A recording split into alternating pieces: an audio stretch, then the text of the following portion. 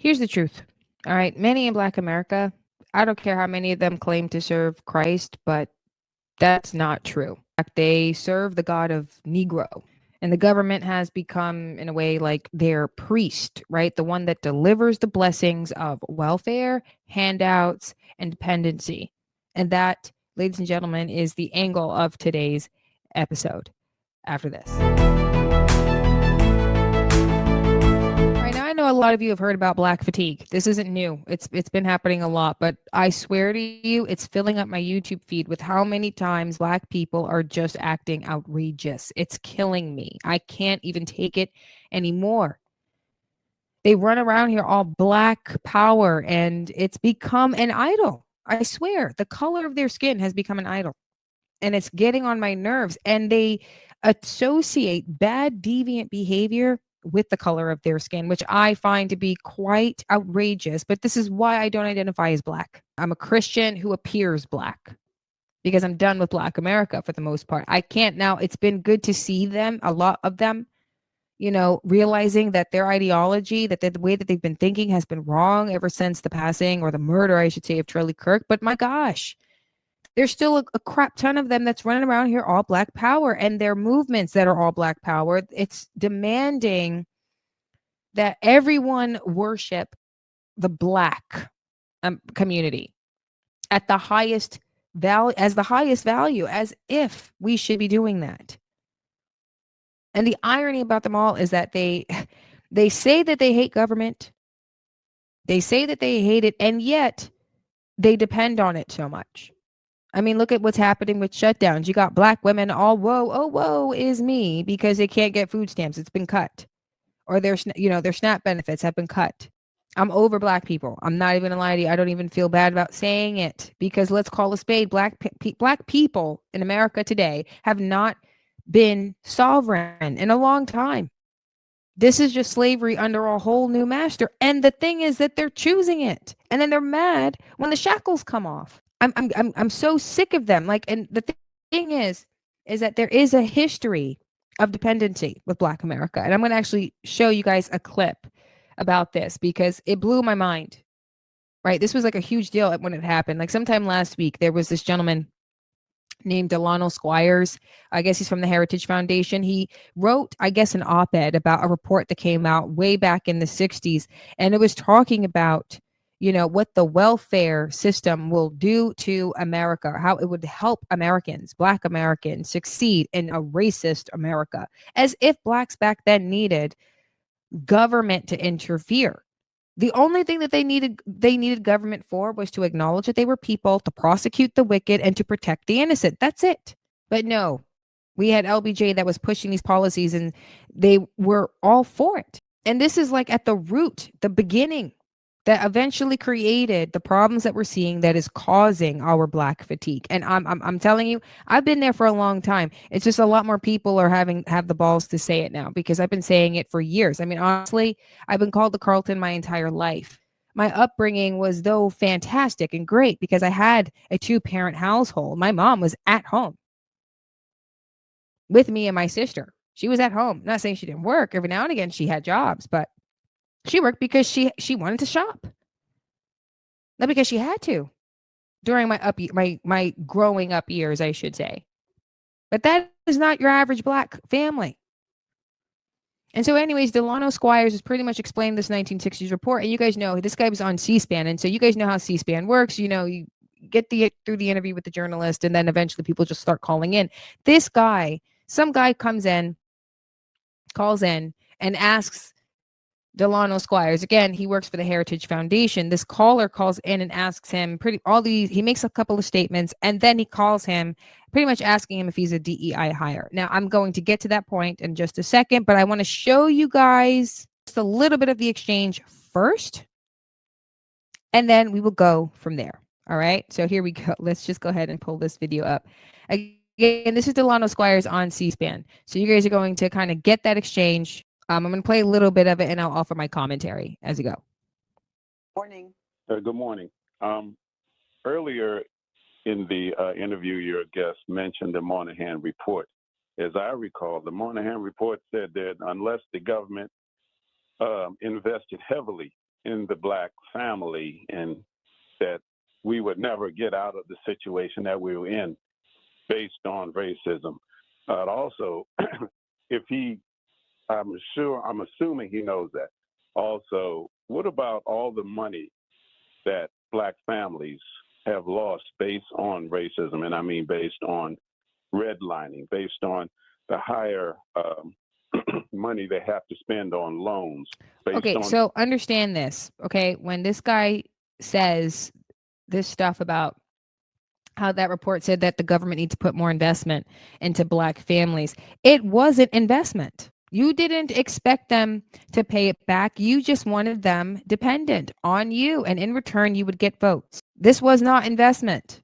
Like investment number one, you're not, you hope that it will yield some positive results financially, economically speaking. That was not the intent behind this policy. This is the problem with Black liberals. They don't understand that. And then he starts talking about redlining and how difficult it is for Blacks to get loans. It's because you're terrible with money. Now, I'm no financial coach. I'm not a credit repair person.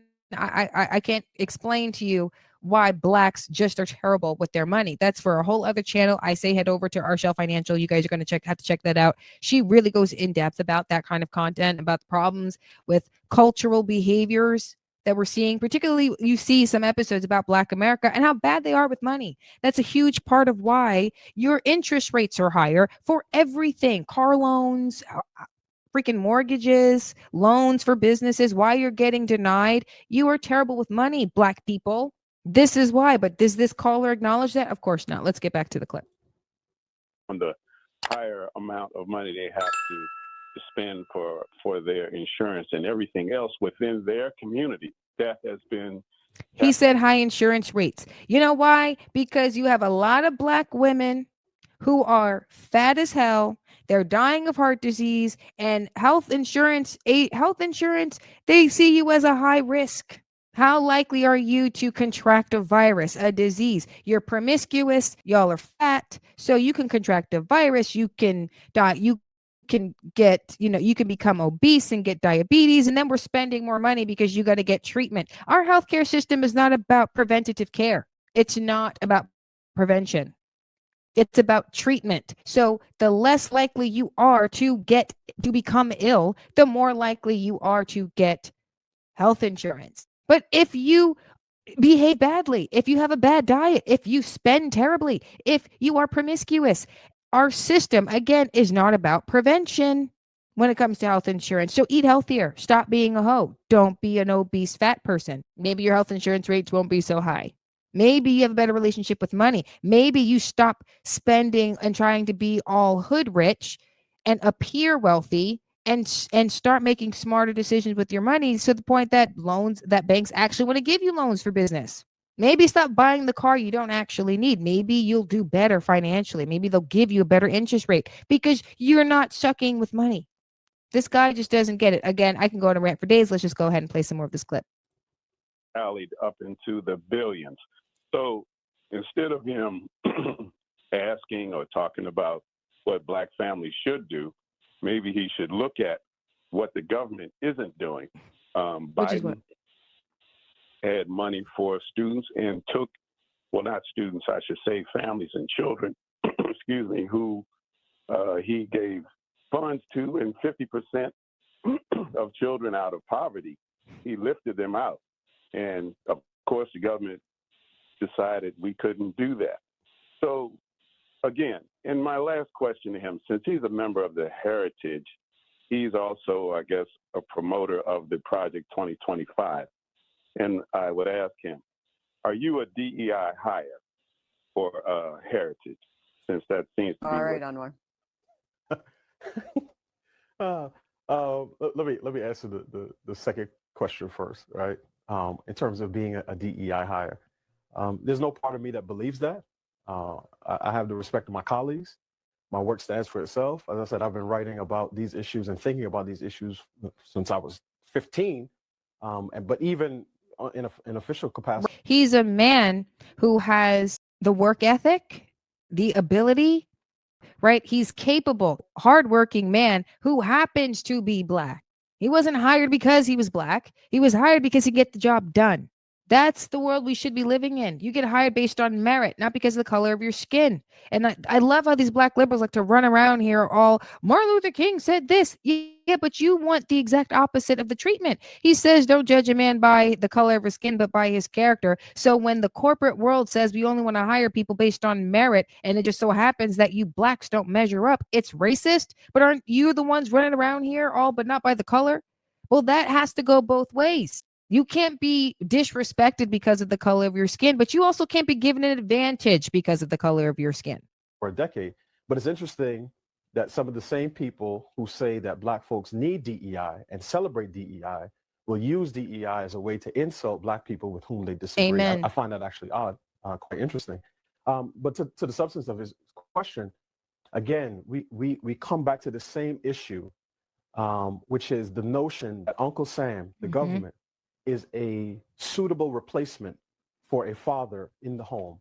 So it's always, well, why isn't the government doing more to support families? And again, most means-tested welfare programs do not go to married couples. It doesn't. So whenever someone is making the argument for more government aid to help families, they're making the argument that elected officials and unelected bureaucrats are a suitable replacement for a man in the home. I'm going to leave it there because here's the reality. And I love that, there's obviously, in my personal opinion, I think there's more to that. I don't think it's just about, there not being fathers in the home. It's a huge attack that underwent Black America during the 60s. There's just a whole lot. It wasn't just the welfare state, right? It was removing God. It was removing Christ. You have a bunch of black people running around here thinking that they're serving Jesus Christ, but they're all black power. And then they're mad when government says we can't keep incentivizing your bad behavior. Government has become the priest. It has replaced fathers. It has replaced God in the home. And so you're leaning on government to come and take care of you. And Delano did just say that it does not benefit families. They're giving money away to whom? To single mothers who have 5 children by 5 different men.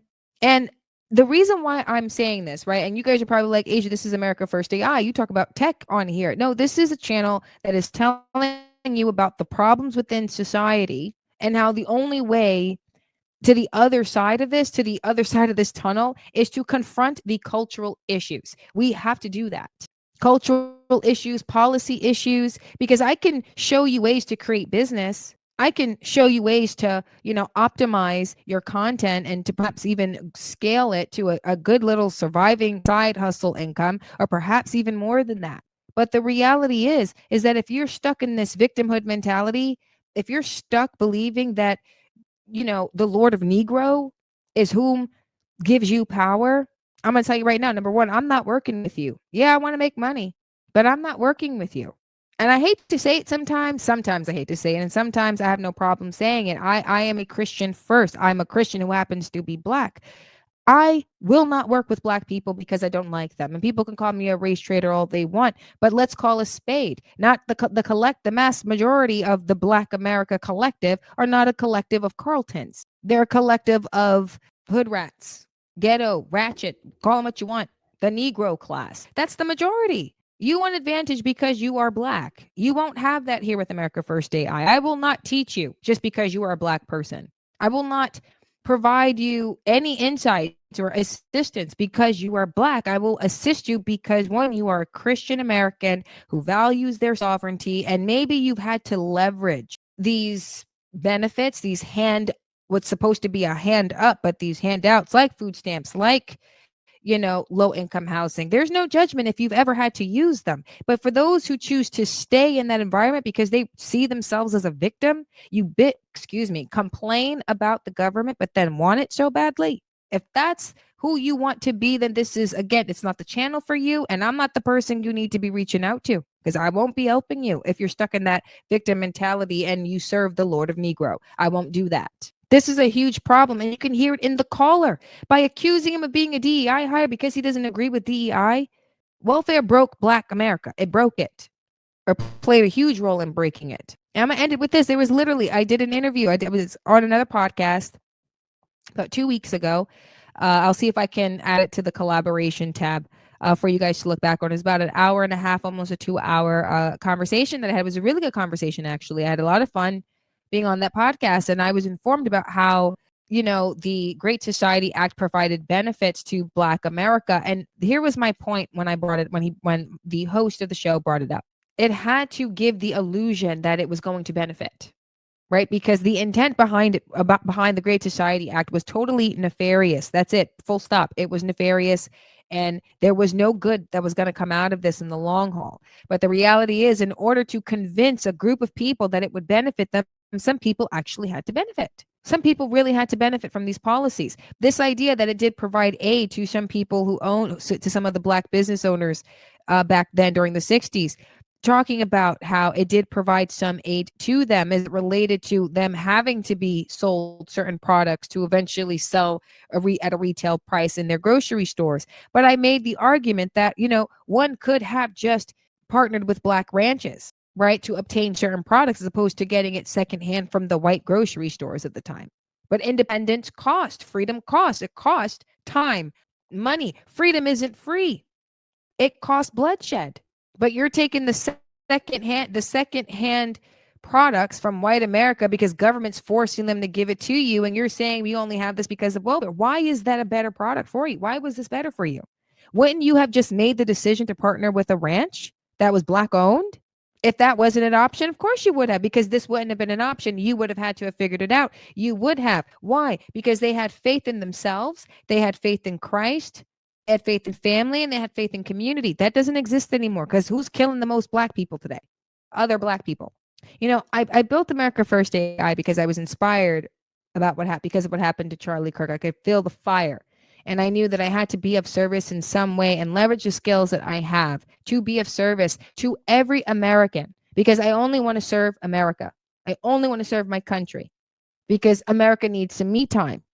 And I believe that Americans need true sovereignty. And I think AI is going to cause such a huge displacement. Like, it's not just the rolling back of DEI that's going to remove a lot of these federal jobs. You're going to see a lot of pink collar jobs go away. You're going to see blue collar on the rise and pink collar go down. You're going to see a lot more entrepreneurship on the rise.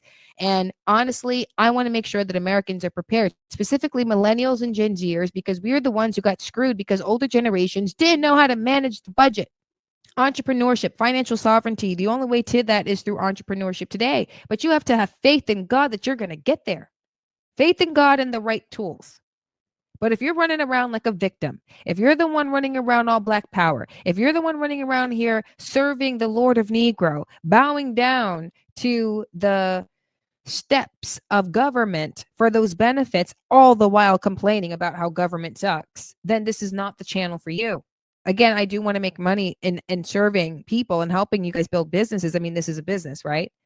It is a studio agency trying to launch a couple of things. Head over to the school community if you're trying to build the business. I showed you guys in the last episode how we monetize your past. But understand, if I see any Black power this or Black power that, or the white man this or the white man that, this is not the channel for you. Because the problem here isn't the white man. You could say the issue are the powers that be. You could say that. You can say the infamous they. Hopefully, we start to continue to see the shift in their mindset. But honestly, I'm seeing the majority of Blacks walling out, acting out, being ratchet, acting like hoes, and still being promiscuous. Black men are still running around here like thugs. Young Black kids are running around killing each other because no one wants to hold them accountable when they just commit petty theft. And this all started with the welfare state. Government became the priest, and God of Negro replaced Christ in the Black community. And if you're not interested in serving the one true King, Jesus Christ, in the business that you may want to start, then again, this isn't the channel for you. Because I'm telling you, I've had Black fatigue for years. And now it just feels like the house was on fire and somebody just threw gasoline on that fire. Because now Black fatigue has exploded. And I couldn't just not say anything, because that video totally just drove me insane. I had to say something about it. I couldn't even hold it back. Again, my name is Asia Branch. I am your host of America First AI, founder of America First AI, the Accelerator community on school. where you learn how to build business for $47 a month. Again, there is a custom GPT in there, so you guys can kind of start working on building out a business that pretty much by monetizing your past. And I got some new things coming out for you guys. I hope you guys really stick with me on this channel. For those of you who were offended, sounds like a personal problem. But on that note, God bless you all. And until next time.